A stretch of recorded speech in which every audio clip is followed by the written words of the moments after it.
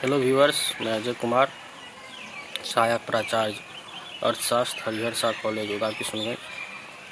मैं पुनः आज इस वीडियो के माध्यम से आप लोगों के बीच उपस्थित हूँ चर्चा का एक नया विषय लेकर, जिसका नाम है मांग की लोच। मांग की लोच के तहत आज हम लोग जानेंगे कि मांग की लोच क्या होती है, उसके अर्थशास्त्रियों ने क्या क्या परिभाषाएं की हैं, उनके कितने प्रकार हैं, उन्हें किस प्रकार मापा जाता है, उसके निर्धारक तत्व क्या हैं या उसे प्रभावित करने वाले तत्व क्या हैं। तो इतने चीज़ों के बारे में आज हम लोग इस वीडियो में जानेंगे। तो चलिए शुरू करते हैं। सबसे पहले मैं आपको बताना चाहूँगा कि मांग की लोच को हम लोग अंग्रेजी में इलास्टिसिटी ऑफ डिमांड कहते हैं। इलास्टिसिटी जो है अर्थात लोच, ये गुण को व्यक्त करता है, लोचशीलता। ठीक है, तो इलास्टिसिटी कहाँ से आया है? तो ये इलास्टिक शब्द से बना है। इलास्टिक का अर्थ होता है रबर। रबर पर जब हम लोग एक निश्चित मात्रा में बल लगाएंगे तो रबर का यह गुण होगा कि रबर अगर नरम होगा तो वो ज़्यादा फैलेगा, अगर कठोर होगा तो कम फैलेगा। इस प्रकार हम लोग रबर की प्रकृति के बारे में अंदाज़ा लगाते हैं फैलाव से कि रबर नरम है या कठोर है। तो इसी प्रकार मांग की लोच से, ठीक है, हम मांग के नियम का परिमाणात्मक मात्रा पता लगाते हैं और वस्तु की प्रकृति जानते हैं कि वस्तु की प्रकृति किस प्रकार की है। ठीक है, तो चलिए शुरू करते हैं। मांग की लोच क्या है? डॉक्टर मार्शल अपने शब्दों में कहते हैं कि द एलास्टिसिटी और responsiveness of demand in a market is great और small according as the amount demanded increases much or little for a given fall in price and diminishes much or little for a given rise in price। इसका मैंने हिंदी अनुवाद करने का प्रयास किया है। किसी बाज़ार में मांग की लोच बड़ी या छोटी कीमत के निश्चित कमी पर मांग मात्रा में थोड़ी या अधिक वृद्धि व कीमत के निश्चित वृद्धि से मांग मात्रा में थोड़ी या अधिक कमी के अनुसार होती है। ठीक है, अब चलिए देखते हैं हम लोग सैमुअल्सन महोदय ने क्या कहा। सैमुअल्सन महोदय का कहना है कि this is concept device to indicate the degree of responsiveness of quantity demanded to changes in market price. इसको हम लोग अगर हिंदी अनुवाद करें तो इसका अर्थ होता है कि इस अवधारणा को बाजार में कीमत परिवर्तन के फलस्वरूप मांग मात्रा में परिवर्तन के अंश को बताने हेतु योजित किया गया है। ठीक है, इससे हम लोगों ने क्या समझा कि मांग की लोच जो है मांग के नियम की परिमाणात्मक व्याख्या है। अर्थात मांग की नियम क्या है कि किसी वस्तु की कीमत घटती है तो उसकी मांग मात्रा बढ़ जाती है, और किसी वस्तु की कीमत बढ़ती है तो उसकी मांग मात्रा घट जाती है। तो हम लोग मांग की लोच में ये जानते हैं कि किसी वस्तु के एक निश्चित कीमत के घटने से मांग मात्रा में जो विस्तार हुआ, ठीक है, वो कितनी है, कीमत की अपेक्षा अधिक है, कीमत के अनुपात में ही है, या कीमत में परिवर्तन के अनुपात से कम है। उस आधार पर हम लोग क्या करते हैं कि वस्तु की प्रकृति को निर्धारित करते हैं कि वस्तु किस प्रकृति की है, वह लोचशील है, ठीक है, या कम लोच वाली है। तो चलिए पहले देखते हैं कि अर्थशास्त्रियों ने मांग की लोच का और भी किन किन क्षेत्र में प्रयोग किया। वैसे मांग की लोच से हम लोग अभिप्राय लगाते हैं मांग के कीमत लोच से। ठीक है, और शुरू से ऐसा ही होता है, लेकिन आधुनिक अर्थशास्त्रियों ने इसे विभिन्न क्षेत्रों पर लागू किया। ठीक है, जैसे आप इस स्लाइड के सबसे निचले भाग में देख रहे होंगे मांग की कीमत लोच, मांग की आय लोच, मांग की आरी लोच, मांग की प्रतिस्थापन लोच। मतलब कीमत लोच तो कीमत के कमी या वृद्धि से मांग की मात्रा पर क्या असर पड़ता है उसको देखता है, लेकिन मांग की आय लोच क्या देखती है कि उपभोक्ता के आय में जब कमी या वृद्धि होती है तब वस्तु के मांग मात्रा पर क्या असर पड़ता है। ठीक है, उसी तरह मांग की आरी लोच मतलब संबंधित वस्तुओं की कीमत में अगर कमी या वृद्धि होती है ठीक है, तो उस वस्तु की मांग मात्रा में कितनी वृद्धि या कमी होती है, उस आधार पर उस वस्तु की प्रकृति को हम डिसाइड करते हैं कि उसकी लोचशीलता किस प्रकार की है। फिर मांग की प्रतिस्थापन लोच, ठीक है। तो चलिए सबसे पहले हम लोग डिस्कस करेंगे आज कि मांग की कीमत लोच क्या है, ठीक है। अभी जो हम लोगों ने परिभाषा देखा वो मांग की कीमत लोच से ही है, ठीक है। तो आज हम लोग बस मांग की कीमत लोच पर चर्चा करेंगे, बाकी ये तीनों जो हैं इस पर हम लोग अगले वीडियो में चर्चा करेंगे। तो चलिए शुरू करते हैं। मांग की कीमत लोच। मांग की कीमत लोच वस्तु के कीमत में परिवर्तन के फलस्वरूप उसके मांग में होने वाले परिवर्तन की दर को कहते हैं, ठीक है। तो मांग की कीमत लोच को अगर गणितीय अभिव्यक्ति दें तो मांग में अनुपातिक परिवर्तन बटा कीमत में अनुपातिक परिवर्तन, ठीक है, अर्थात डेल एक्स बाय एक्स बटा डेल पी बाय पी, ठीक है। अब चलिए अब हम लोग इसका वर्गीकरण करते हैं कि लोचशीलता जो है, ठीक है, वो किस किस प्रकार की हो सकती है। तो सबसे पहले आती है सापेक्षतया लोचदार मांग, ठीक है। इसमें क्या होता है कि जिस अनुपात में कीमत में परिवर्तन किया जाता है उसकी अपेक्षा अधिक मात्रा में वस्तु की मांग में परिवर्तन हो जाता है। आप अपने स्क्रीन पर ग्राफ देख रहे होंगे, डी जो है डिमांड कर्व है, ये रहा, और मैंने एक्स एक्सिस पर वस्तु की मात्रा ली है और वाई एक्सिस पर कीमत को दिखाया है। जब वस्तु की कीमत ओ ए से डाउन होकर ओ बी पर आती है तब वस्तु की मांग जो है ओ सी से बढ़कर ओ डी हो जाती है, ठीक है। अभी अब हम लोग देखेंगे कि ए बी जितना डाउन हुआ प्राइस उसके अपेक्षा ये सी डी बड़ा है, ठीक है, अर्थात अधिक मात्रा में कीमत के अनुपात में अधिक अनुपात में ये मांग की मात्रा में परिवर्तन हो रही है। तो ऐसे वस्तु की मांग को हम लोग क्या बोलते हैं, सापेक्षतया लोचदार मांग। चलिए आगे चलते हैं। दूसरा होता है सापेक्षतया बेलोचदार मांग। जस्ट उसका उल्टा होगा कि कीमत में जिस अनुपात में परिवर्तन होगा उससे कम अनुपात में मांग में परिवर्तन होगा। आप यहाँ स्पष्ट देख रहे होंगे कि कीमत में ए बी के बराबर और मांग में सी डी के बराबर परिवर्तन हो रहा है, लेकिन परिवर्तन जो है ए बी की अपेक्षा सी डी छोटा है अर्थात कम है। यहाँ भी डी डी मांग वक्र है और वस्तु एक्स की मात्रा हमने एक्स एक्सिस पर लिया है और कीमत को वाई एक्सिस पर लिया है, ठीक है। चलिए आगे चलते हैं। अब तीसरा है एकीक लोचदार मांग, ठीक है। एकीक लोचदार मांग में क्या होता है कि जिस अनुपात में कीमत में परिवर्तन किया जाता है उसी अनुपात में उस वस्तु के मांग मात्रा में भी परिवर्तन होता है।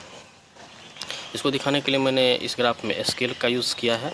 आप देख रहे होंगे कि कीमत 20 से 15 पर आती है, अर्थात 5 रुपया अगर घटती है, अगर ये मान लीजिए रुपयों में हो तो 5 रुपया अगर घटती है तो वस्तु के मांग मात्रा भी 5 यूनिट ही बढ़ती है, ठीक है।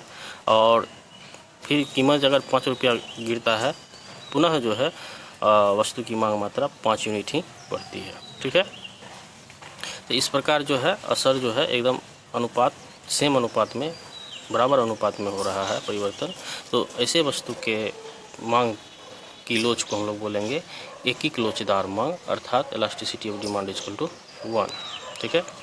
अब आगे चलते हैं। अब अगला आता है पूर्णतया लोचदार मांग। पूर्णतया लोचदार मांग क्या होता है, तो पूर्णतया लोचदार मांग वो होता है जिसका कीमत उस वस्तु का कीमत अगर थोड़ा सा परिवर्तित हो तो मांग मात्रा में क्या परिवर्तन होगा ये अनुमान लगाना मुश्किल है। थोड़ी सी बढ़ी तो उसकी मांग मात्रा अनंत हो सकती है और थोड़ी सी वृद्धि पर कीमत की थोड़ी सी वृद्धि पर उसकी मांग मात्रा 0 भी हो सकती है, ठीक है। थोड़ी सी कमी पर उसकी मांग मात्रा अनंत भी हो सकती है और थोड़ी सी वृद्धि पर उसकी मांग मात्रा 0 भी हो सकती है।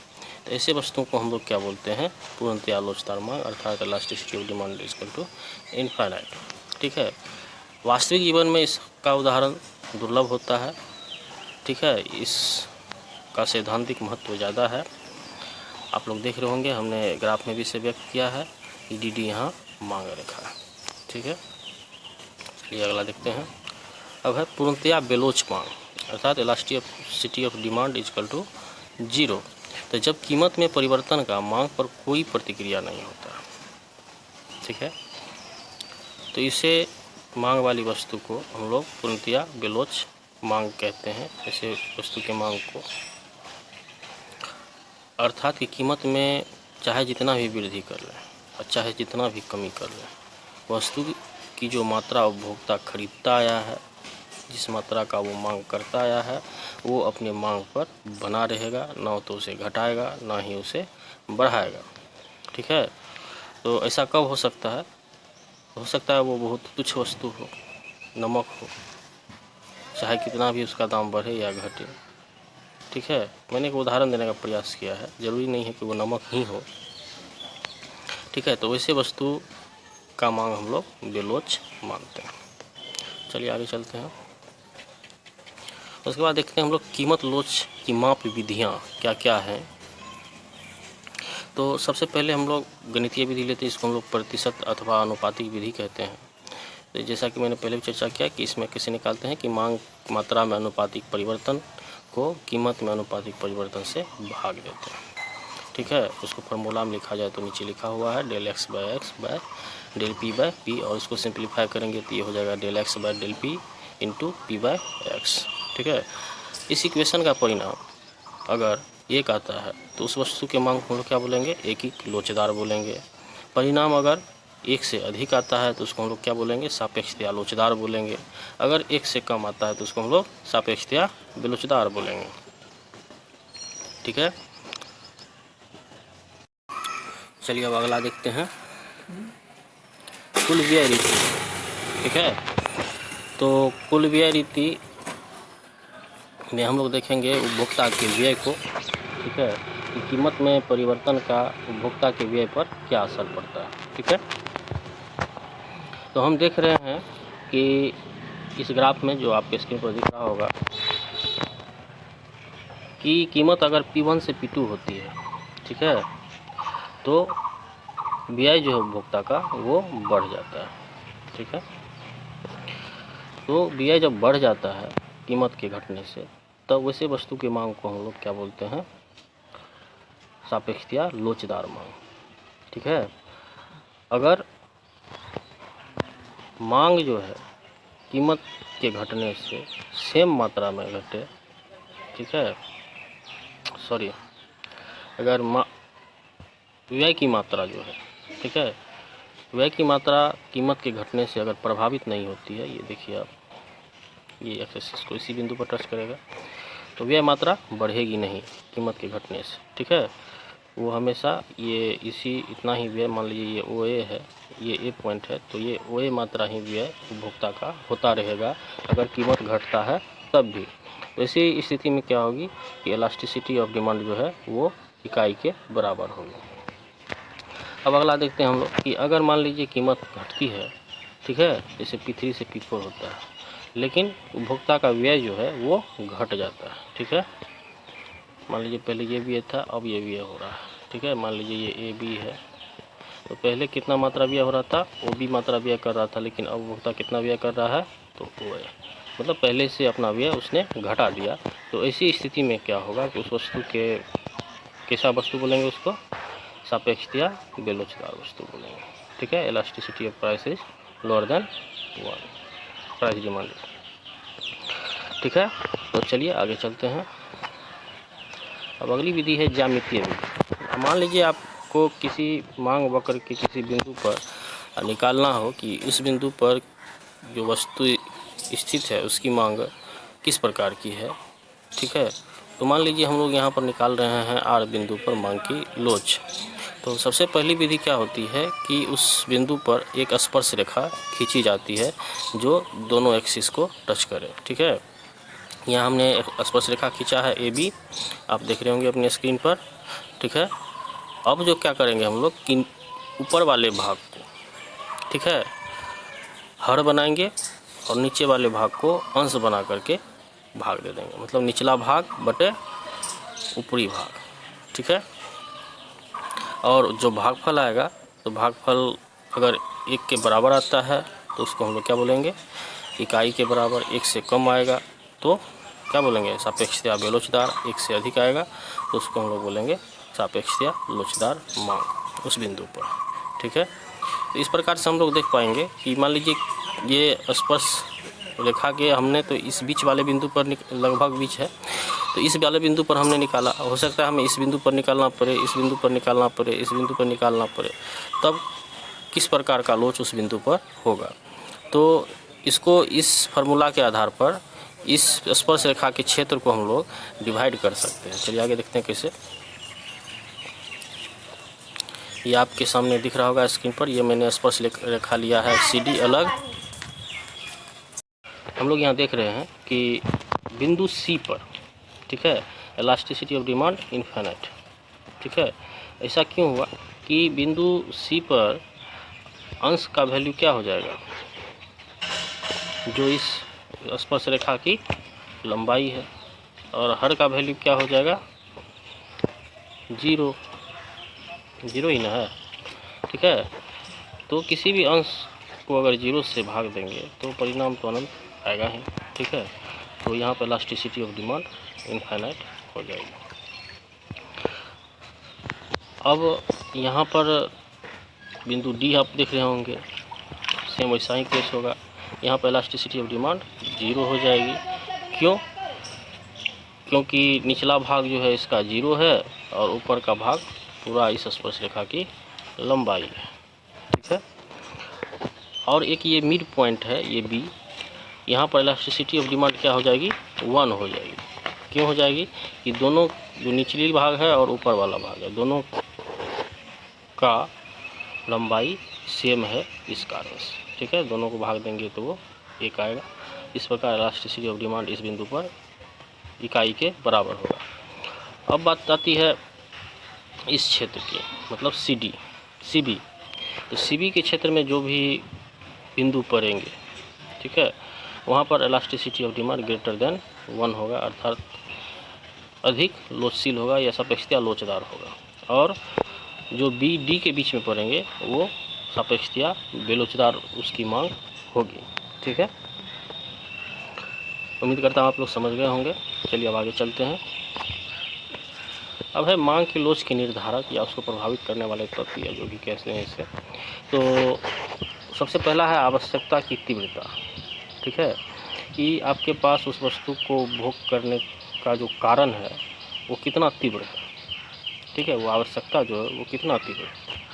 अगर बहुत तीव्र है मतलब इसका मतलब है कि वो आपके लिए आवश्यक वस्तु है। आवश्यक वस्तु है तो आप उसकी मांग में परिवर्तन की ज़्यादा परवाह नहीं करेंगे और उसकी मांग बेलोच कही जाएगी। सहमत हैं आप? और उसी जब विलासिता वस्तु होगी, ठीक है, वो आवश्यक वस्तु नहीं है, जैसे मान लीजिए AC, फ्रिज, मोटर ये सब है, तो आप क्या करेंगे, उसकी मांग लोचदार हो जाएगी।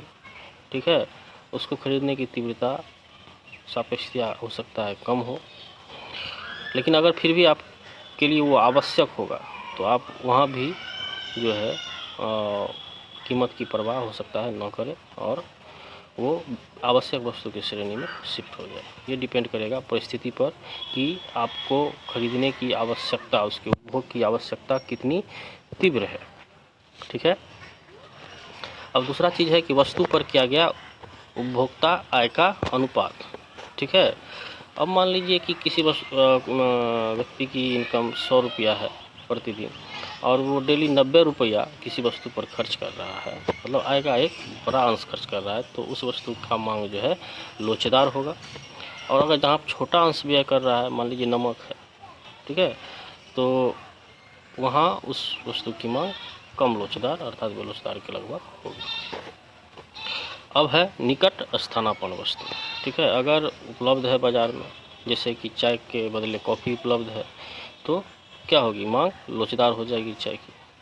ठीक है ना, कम हो जाएगा तो लोग चाय कॉफ़ी पीने लगेंगे, कम हो जाएगा तो चाय का उपभोग बढ़ जाएगा, जो कॉफ़ी पीने वाले लोग हैं वो भी हो सकता है चाय पीने लगे, और बढ़ जाए उसकी मांग किसकी, कहते हैं कीमत चाय की, तो चाय पीने वाले लोग कॉफ़ी पीने लगेंगे।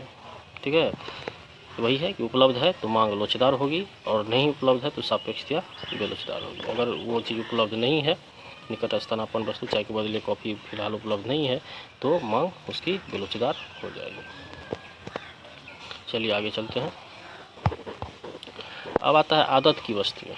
अब मान लीजिए कोई खैनी खाता है, ठीक है, कोई शराब पीता है, तो वैसे वस्तुओं की मांग जो है, चाहे उसकी कीमत कितनी भी बढ़े, वो व्यक्ति उस चीज़ का उपभोग करेगा ही। वो व्यसन से एडिक्ट है और वो उसका उपभोग करेगा ही करेगा। तो इस प्रकार की वस्तु की मांग को हम लोग क्या बोलते हैं?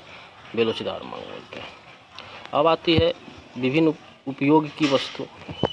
अब कोई ऐसी वस्तु होगी जिसका हम लोग विभिन्न उपयोग में उपयोग कर सकते हैं, तो वैसी वस्तु की मांग अधिक लोचदार होगी।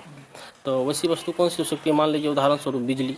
बिजली को आप लोग विभिन्न प्रयोगों में प्रयोग करते हैं, तो बिजली की दर अगर घट जाए, हो सकता है उसका उपभोग बहुत तेज़ी से बढ़ जाएगा।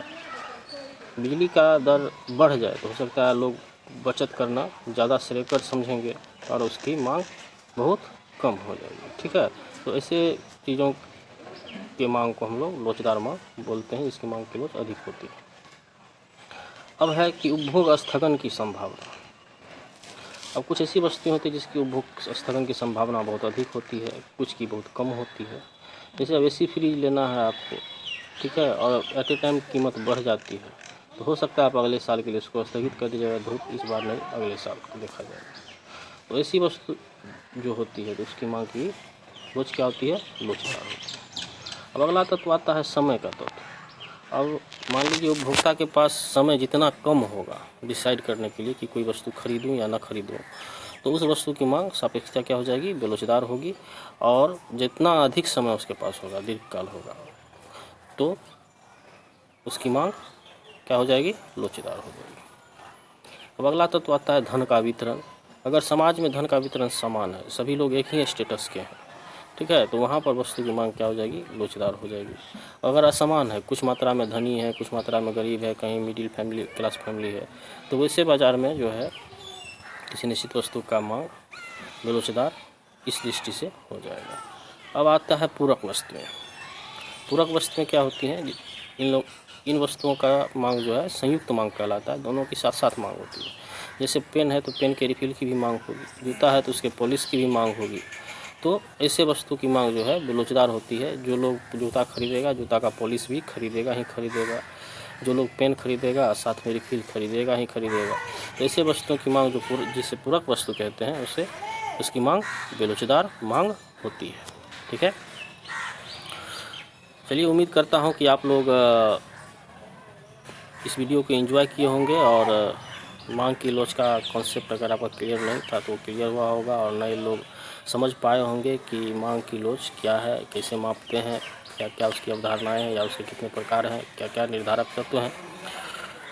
चलिए, आज के वीडियो में इतना ही। अगले वीडियो में मैं आई लोच, क्रॉस इलास्टिसिटी, प्रतिलोच और प्रतिस्थापन लोच के विषय पर लाऊंगा। तब तक के लिए धन्यवाद। अगर आपको मेरा वीडियो पसंद आ रहा है तो वही लाइक, शेयर और घंटा दबाएं, जिससे आपके पास मेरा वीडियो सबसे पहले पहुंचे। चलिए, धन्यवाद।